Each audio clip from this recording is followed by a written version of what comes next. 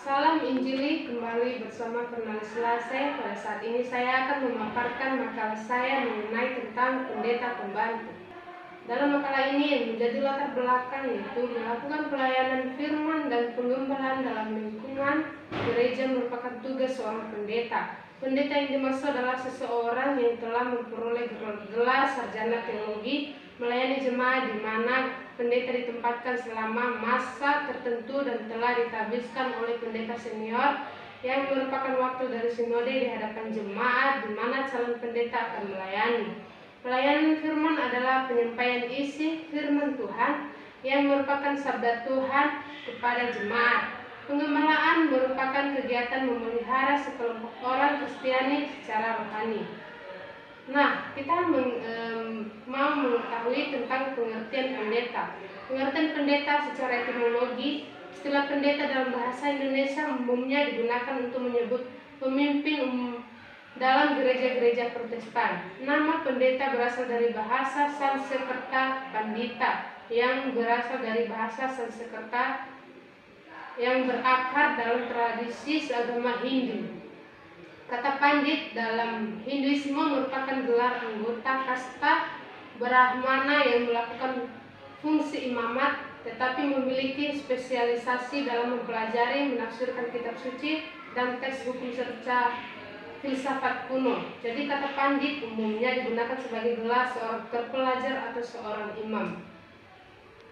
Nah, yang menjadi tugas dan tanggung jawab pendeta sebagai wakil gembala, yang pertama memberitakan firman Tuhan, yang kedua melayani sakramen, ketiga meneguhkan sidi, yang keempat meneguhkan pejabat-pejabat khusus dan mengutus pengurus organisasi intragerejawi, kelima melaksanakan peneguhan dan pemberkataan nikah anggota-anggota jemaat, yang keenam memperhatikan dan menjaga ajaran yang berkembang dalam jemaat agar sesuai dengan firman Allah, yang ketujuh menaikkan doa syafaat, yang kedelapan bersama-sama dengan penatua dan diaken melaksanakan katekisasi, yang kesembilan bersama-sama dengan penatua dan diaken memelihara, melayani, memimpin, mengembalakan dan memperdayakan anggota jemaat berdasarkan firman Tuhan serta menjalankan disiplin gerejawi. Kesepuluh melaksanakan perkunjungan kepada anggota jemaat.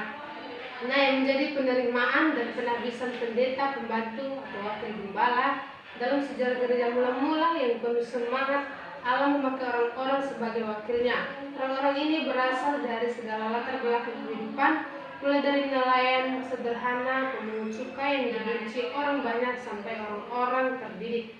Bejana-bejana tanah liat ini diisi Allah dengan Roh Kudusnya, diilhami dengan hikmatnya, dikaruniai sifat-sifatnya dan dilengkapi dengan kuasanya.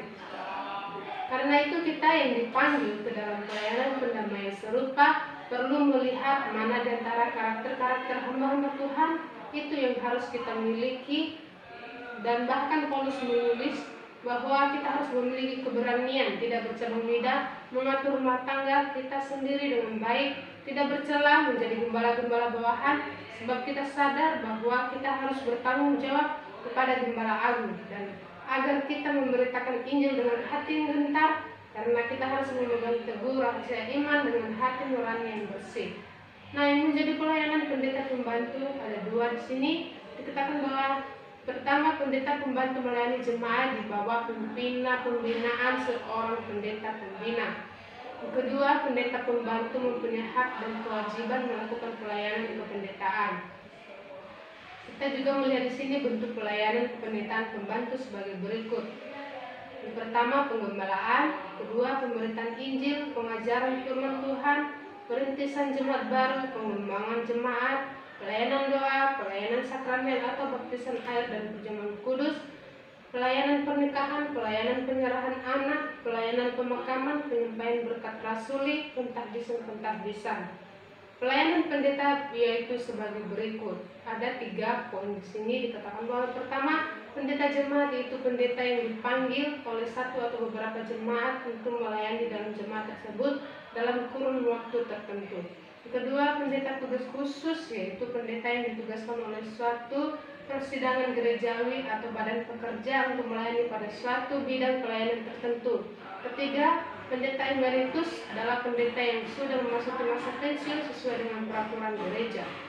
Yang menjadi kesimpulan dalam makalah saya ini, pendeta pendeta adalah orang-orang yang dipilih, ditabiskan dan diutus oleh Allah untuk menyampaikan firman-Nya dan akan dilengkapi oleh Allah sendiri, dan pendeta akan memperlengkapi warga jemaahnya melalui pengajaran atau pembinaan sesuai dengan firman Tuhan. Pembelajaran Alkitab merupakan suatu langkah dalam menanamkan nilai-nilai Kristiani. Selain itu, pembelajaran Alkitab memiliki manfaat penting dalam kehidupan. Pendeta merupakan pembimbing rohani, bukan saja dalam memberikan arahan moral atau menuntun seseorang menuju pengampunan Allah, tetapi juga dengan cara berjalan bersama umat menempuh berbagai krisis dan penderitaan hidup.